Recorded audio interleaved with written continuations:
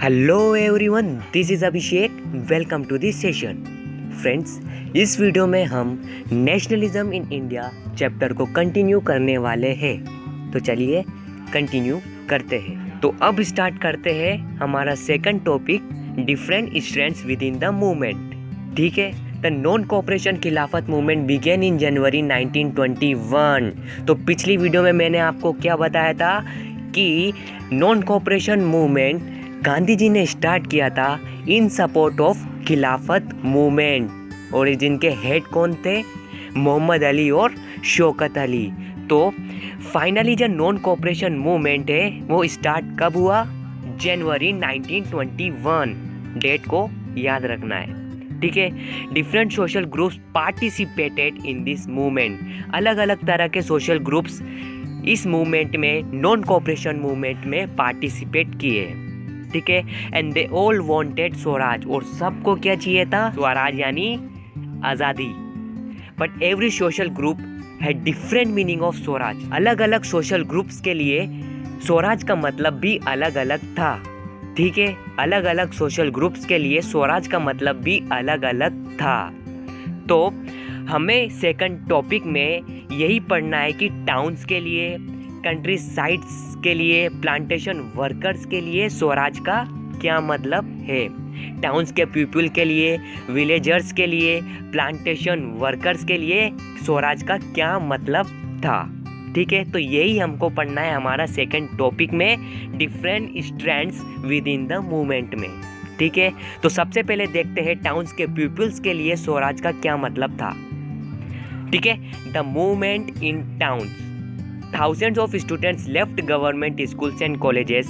Movement in towns में क्या हुआ कि thousands of students government schools और कॉलेजेस छोड़ दिए। जो ब्रिटिशर्स के स्कूल थे, ब्रिटिशर्स के कॉलेजेस थे, उनको छोड़ दिए। ठीक है। हेड मास्टर्स और टीचर्स ऑल्सो रिजाइन। जो हेड मास्टर और टीचर्स थे उन्होंने भी रिजाइन कर दिया, हम भी नहीं पढ़ाएंगे आपके स्कूल में। लॉयर्स ने अपना पद वो भी छोड़ दिया। और लोगों ने क्या करना स्टार्ट किया? फॉरेन गुड्स बाइकआउट करना स्टार्ट कर दिया। लो, हम आपके गुड्स भी नहीं पहनेंगे, हम आपके गुड्स भी नहीं यूज़ करेंगे। ठीक है। और foreign goods were boycotted, liquid shops were picketed. Liquid shops यानी दारू की दुकान भी बंद कर दी गई।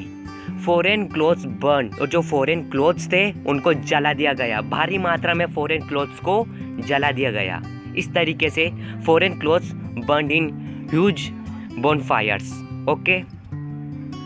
अब ये जो कुछ प्रैक्टिस करी थी, ये टाउन्स के पीपल ने जो प्रैक्टिसेस करी थी, तो इसका कुछ रिजल्ट निकला। क्या रिजल्ट निकला?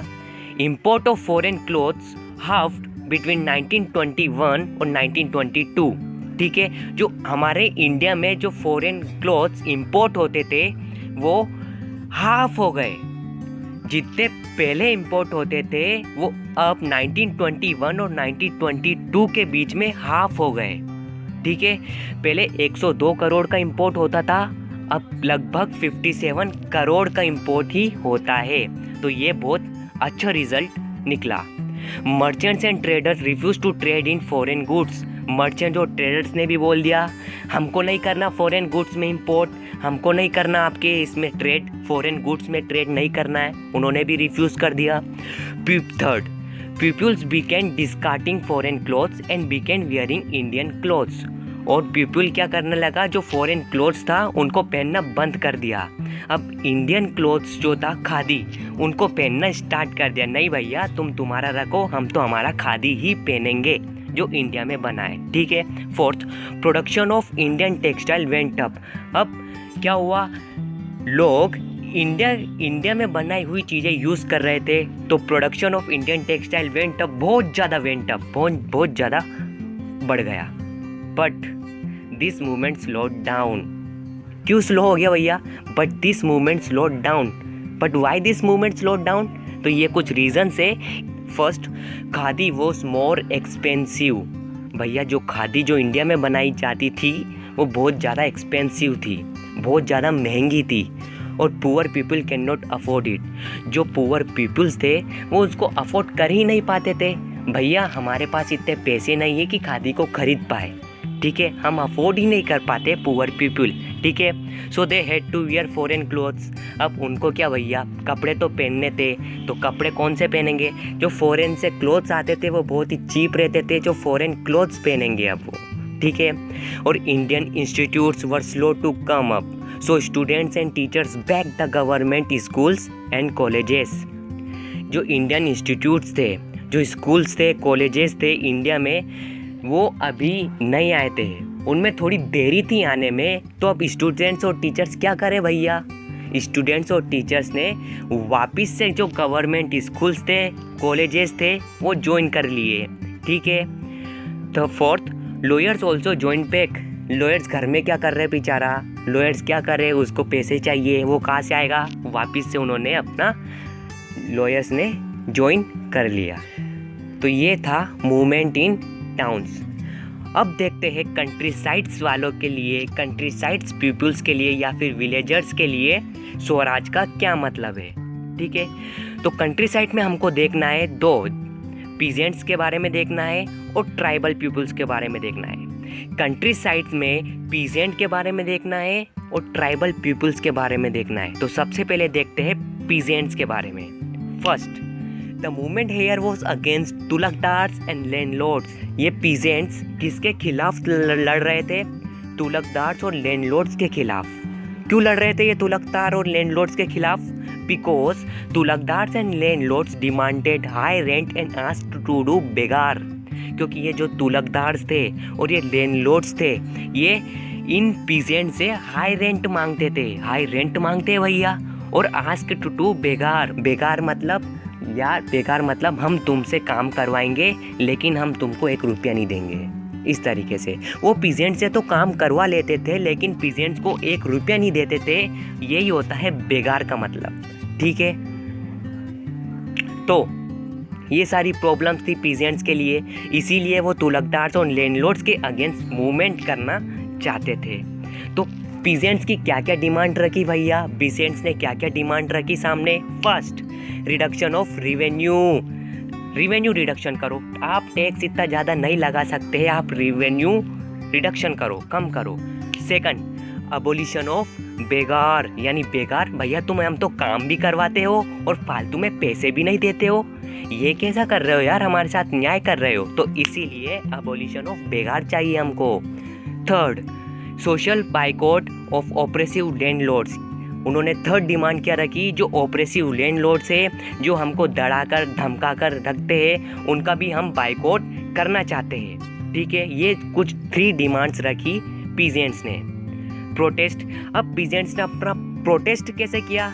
प्रोटेस्ट कैसे किया तुलकदार्स और लैंडलॉर्ड्स के खिलाफ? Protest, first, service like washerman and barbers were not provided to landlords. भैया शरमैन और बार्बर्स, जो धोबी की सर्विस थी और जो नाई बनाता था, जो बाल काटता था, वो हम नहीं काटेंगे, हम बाल ही नहीं काटेंगे, हम आपका बाल ही नहीं काटेंगे जब तक हमारे ये डिमांड पूरी नहीं करते हो। Second, the houses of talukdars and landlords were attacked. Peasants ने क्या करना स्टार्ट कर दिया? तुलकदार्स और लैंडलॉर्ड्स के घरों पर अटैक करना स्टार्ट कर दिया। और मोस्ट इम्पोर्टेंट अक्टूबर 1920 में क्या हुआ? अक्टूबर 1920 डेट याद रखिएगा। अक्टूबर 1920 में ओध Kisan Sabha was set up, ओध Kisan Sabha was set up by Jawaharlal Nehru and Baba Ramchandra Das. Oudh Kisan Sabha set up हो गई किसके द्वारा? जवाहरलाल नेहरू के द्वारा और बाबा रामचंद्र दास के द्वारा। और बाबा रामचंद्र दास को ओध किसान सभा का लीडर बना दिया गया, ठीक है। तो सेकंड, मैंने आपसे कहा था कि कंट्री साइड में हम 2 के बारे में पढ़ेंगे, एक तो पीजेंट्स के बारे में पढ़ेंगे और एक ट्राइबल्स पीपल के बारे में पढ़ेंगे। पीजेंट्स के बारे में इतना ही था, अब पढ़ेंगे ट्राइबल्स पीपल्स के लिए। ट्राइबल्स पीपल्स यानी आदिवासियों के बारे में, ठीक है। Third, in the Gudem hills of Andhra Pradesh colonial government closed forest. Andhra Pradesh में गुदम हिल्स है, वहाँ पर कॉलोनियल गवर्नमेंट ने क्या कर दिया? कॉलोनियल गवर्नमेंट ने फॉरेस्ट एरियाज को क्लोज कर दिया, रेस्ट्रिक्ट कर दिया, आप अंदर जा ही नहीं सकते। Peoples do not allowed to enter in the forest. अब पीपल्स फॉरेस्ट के अंदर जा ही नहीं सकते, ठीक है। और they could not graze their cattles और कलेक्ट देयर फ्यूल वुड्स। अब वो पीपल्स, अब जो ट्राइबल्स पीपल थे, वो अपनी केटल्स को फॉरेस्ट में नहीं चरा सकते थे, वो ग्रेस नहीं कर सकते थे और अपनी जो फ्यूल वुड थे वो भी कलेक्ट नहीं कर पाते थे और देयर लाइवलीहुड वर अफेक्टेड, बहुत ज़्यादा अफेक्ट हो गई इससे उनकी livelihood. Also they were forced to do begar to build roads, और उनसे क्या करवाते थे वो कॉलोनियल गवर्नमेंट ट्राइबल पीपल से क्या करवाती थी, बेगार करवाते थे। ठीक है, they felt it was their right to enter in the forest and British can not stop them. Tribals peoples को क्या लगा कि ये हमारा राइट है, ये हमारा अधिकार है, हमारा फॉरेस्ट में जाना हमारा अधिकार है। ठीक है, फॉरेस्ट सबका अधिकार होता है और ये ब्रिटिश गवर्नमेंट हमको नहीं रोक सकती, ऐसा ट्राइबल्स पीपल ने सोचा। तो ट्राइबल्स पीपल्स ने और आदिवासी ने किस तरीके से प्रोटेस्ट किया? First they started gorilla movement in early 1920। Gorilla movement start कर दिया। गोरिल्ला मूवमेंट नाम ही बहुत मजाकी है, जैसे याद रहेगा। गोरिल्ला मूवमेंट कब स्टार्ट कर लिया? अर्ली 1920 में गोरिल्ला मूवमेंट स्टार्ट कर दिया। Alluri Sitaram Raju led the movement, नाम ही मजाकी है, कौन सा? Alluri Sitaram Raju led the movement. Guerrilla movement को किसने लेड किया? अल्लूरी सीताराम राजू। अल्लूरी सीताराम राजू के बारे में थोड़ा सा पढ़ेंगे हम। He claimed that he had special powers to make predictions and even he can survive bullet shots. Alluri Sitaram Raju को क्या लगता था कि उनके पास स्पेशल पावर है, काई का भैया, प्रिडिक्शन करने का, वो प्रिडिक्शन कर सकते हैं। और क्या समझते थे वो बुलेट शॉट्स भी सर्वाइव कर सकते थे। तुम मुझे गोली मारोगे लेकिन मैं नहीं मरूंगा, ये कौन सोचते थे? अल्लूरी सीताराम राजू। मैं बुलेट को भी सर्वाइव कर सकता हूँ, कौन सोचते थे? Alluri Sitaram Raju. Second, he was inspire by M K. Gandhi non cooperation movement. M K. Gandhi से यानी गांधी जी से बहुत ज़्यादा इंस्पायर थे, उनके नॉन कोऑपरेशन मूवमेंट से भी बहुत इंस्पायर थे। He told people to wear khadi and gave up drinkings, और वो जगह जगह पीपल्स को बोलते थे कि खादी पहनो, फॉरेन गुड्स को बाइकआउट करो और ड्रिंकिंग्स मत करो, ड्रिंकिंग लिक्विड दारू वारू मत पियो। ठीक है, but he thought India could be independent only by force और वायलेंस और not bye non violence. But उनको ये लगता था कि इंडिया अगर आज़ाद हो सकता है, ओनली आज़ाद हो सकता है तो फोर्स से या तो वायलेंस से। वायलेंस और फोर्स से ही इंडिया आज़ाद हो सकता है और नॉन वायलेंस से, अहिंसा से इंडिया आज़ाद नहीं हो सकता है। ये कौन सोचता था? अल्लूरी सीताराम राजू। तो ये सब था अल्लूरी सीताराम राजू के बारे में। अब चलो चलते हैं गोरिल्ला मूवमेंट पर। Guerrilla movement, Alluri Sitaram Raju led the movement, ये आपको पता है। और rebels attacked police station. Guerrilla movement में क्या हुआ? जो ट्राइबल्स पीपल्स थे पुलिस स्टेशन पर अटैक कर दिया। Attempted to kill British officials. British officials जो ब्रिटिश के पुलिस थे, ब्रिटिश ऑफिशियल्स पर अटैक करना और उनको मारना स्टार्ट कर दिया। और 1924 में क्या हुआ? 1924 में अल्लूरी सीताराम राजू पकड़ा गए। अल्लूरी सीताराम राजू पकड़ा गए और उन्हें एग्जीक्यूट कर दिया। एग्जीक्यूट कर दिया यानी मार दिया। ठीक है, but he become folk hero. But वो ट्राइबल्स पीपल के लिए जब तक हीरो बन चुके थे, जब तक भगवान बन चुके थे। कौन? अल्लूरी सीताराम राजू। ठीक है, तो यहाँ तक कोई दिक्कत नहीं होनी चाहिए। तो ये है गोरिल्ला मूवमेंट की एक पिक्चर जो मुझे इंटरनेट पे मिली थी। I hope you understand. तो अब हम देखेंगे प्लांटेशन वर्कर्स के लिए स्वराज का क्या मतलब था। मैंने आपको बताया था। थर्ड हम देखेंगे प्लांटेशन वर्कर्स के बारे में।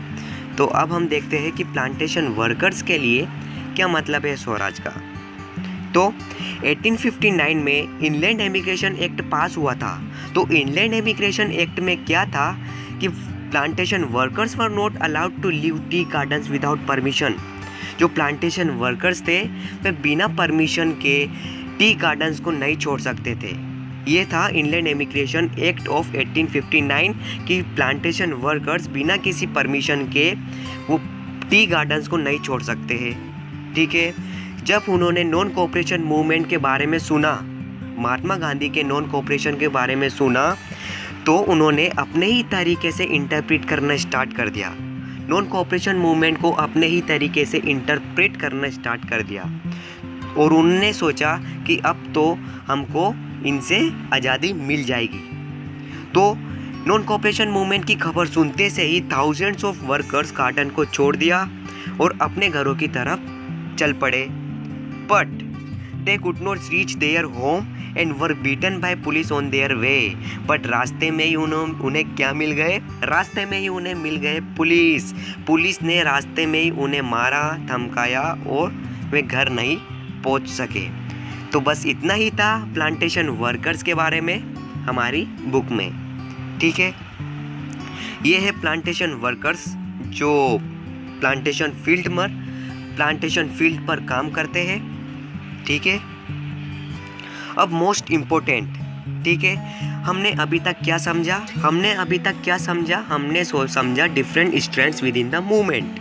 ठीक है, कि भैया टाउन्स के पीपल के लिए, पीजेंट्स के लिए, ट्राइबल्स पीपल्स के लिए और प्लांटेशन वर्कर्स के लिए स्वराज का क्या मतलब है, different strengths with in the movement.